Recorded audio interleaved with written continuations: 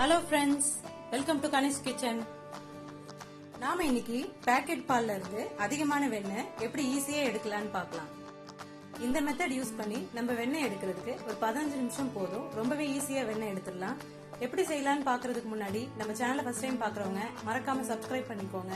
அப்படியே பக்கத்துல இருக்க பெல் ஐகானை பிரஸ் பண்ணி அதுல ஆல்ரெடி கிளிக் பண்ணிக்கோங்க. நான் இன்னைக்கு 1 லிட்டர் அட்சன் பால் எடுத்திருக்கேன். நாம இப்ப இது ரெண்டையும் கட் பண்ணி ஒரு பாத்திரத்துல ஊத்திக்கலாம்.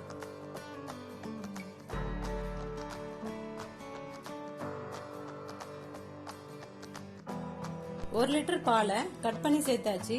நாம இப்ப இதுல தண்ணி எதுவும் சேர்க்க தேவையில்லை. இது எப்படியே நம்ம ஸ்டவ் ஆன் பண்ணி அடுப்புல வச்சிடலாம். பால் நல்லா கொதிச்சு பொங்கி வர ஆரம்பிக்கிட்டோம்.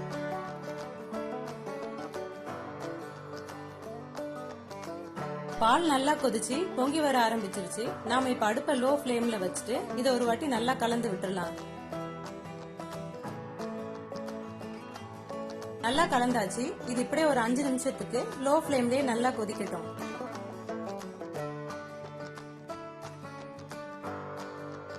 அஞ்சு நிமிஷத்துக்கு பாலை நல்லா கொதிக்க வச்சாச்சு. இப்ப நம்ம ஸ்டவ் ஆஃப் பண்ணி இதை இறக்கி வச்சிடலாம்.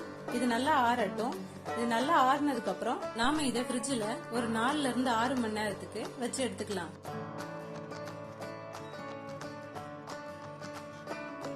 6 மணி நேரத்துக்கு ஃப்ரிட்ஜ்ல வச்சு எடுத்தாச்சு. நாம ஃப்ரிட்ஜ்ல வச்சிருந்ததுனால கிரீம் நல்லா திக் லேயரா ஃபார்ம் ஆயிருக்கு. நாம இந்த கிரீம் எல்லாத்தையும் கரண்டியை வச்சு மொத்தமா எடுத்துக்கலாம். கிரீம் எல்லாத்தையும் மொத்தமா எடுத்தாச்சு. நாம இப்ப எடுத்து வச்சிருக்க இந்த கிரீமை டிஃபன் பாக்ஸ்ல போட்டு வச்சுட்டு நாம அதுக்கப்புறம் இந்த டிஃபன் பாக்ஸ ஃப்ரீசர்ல எடுத்து வச்சிடணும்.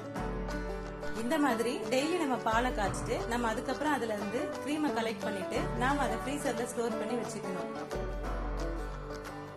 எல்லா கிரீமையும் எடுத்தாச்சு. நான் இந்த மாதிரி கிரீமை ஒரு 15 நாளைக்கு டெய்லி எடுத்து நான் ஃப்ரீசர்ல வச்சிருந்தேன்.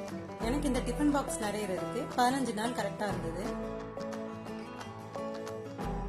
இப்ப நம்ம எடுத்து வச்சிருந்த கிரீம்ல இருந்து வெண்ணெய் எடுக்கிறதுக்கு ஒரு 1 மணி நேரத்துக்கு முன்னாடியே நாம இதை ஃப்ரீசர்ல இருந்து எடுத்து நார்மல் ரூம் டெம்பரேச்சர்ல வச்சிடணும். கிரீமை நம்ம 1 மணி நேரத்துக்கு ரூம் டெம்பரேச்சர்ல வச்சாச்சு. நாம இப்ப இது ஒரு அகலமான பாத்திரத்துல மாத்திரலாம்.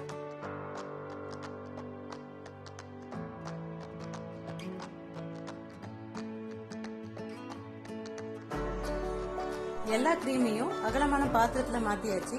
இது இப்படியே இருக்கட்டும். நாம இப்ப இன்னொரு பாத்திரத்துல கொஞ்சமா ஐஸ் கியூப் எடுத்துக்கலாம். இதுக்கு மேல நம்ம கிரீம் எடுத்து வச்சிருக்க பாத்திரத்தை வச்சிடலாம். இப்ப இதுல நம்ம ஒரு கரண்டிய வச்சு இந்த கிரீமை நல்லா கலந்து விட்டுக்கிட்டே இருக்கணும். இது இந்த மாதிரி நம்ம ஒரு 15 நிமிஷத்துக்கு நல்லா கலந்து விட்டுக்கிட்டே இருக்கணும்.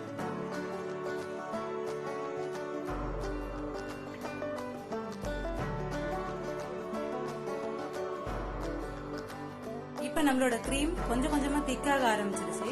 நாம இப்ப இதுல ஒரு 1/4 கப் ஐஸ் வாட்டர் சேர்த்துட்டு நாம இதை மறுபடியும் இதை ஒரு 5 நிமிஷத்துக்கு நல்லா கலந்து விட்டுக்கலாம்.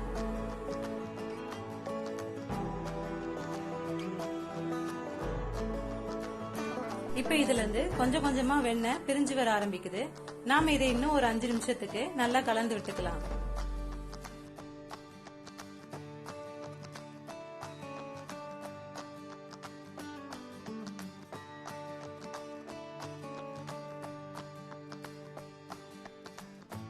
இப்ப நம்ம எடுத்து வச்சிருந்த கிரீம்ல இருந்து வெண்ணெய் மொத்தமா பிரிஞ்சு வந்துருச்சு. நாம இப்ப இதுல இருந்து வெண்ணெய் எல்லாத்தையும் ஒன்னா சேர்த்து எடுத்துக்கலாம்.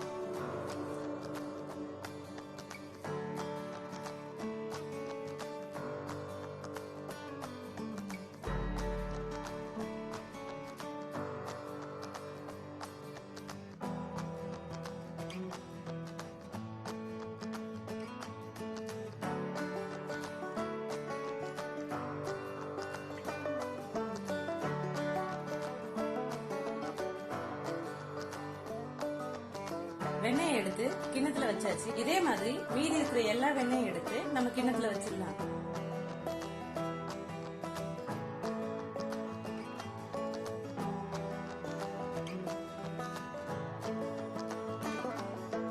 எல்லா வெண்ணெயும் மொத்தமா எடுத்தாச்சு. இது இப்படியே இருக்கட்டும். இப்ப நாம இன்னொரு பாத்திரத்துல கொஞ்சமா ஐஸ் வாட்டர் எடுத்துக்கலாம். அப்புறம் இதுல நம்ம எடுத்து வச்சிருக்க வெண்ணெய 2 நிமிஷத்துக்கு போட்டு எடுத்துக்கலாம்.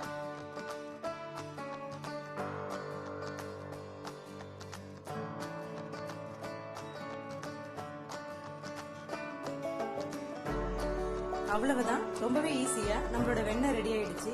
இந்த மெத்தட் யூஸ் பண்ணி நீங்களும் வெண்ணெய் எடுக்க ட்ரை பண்ணி பாருங்க. ட்ரை பண்ணிட்டு எப்படி இருந்தது கமெண்ட் பண்ணுங்க.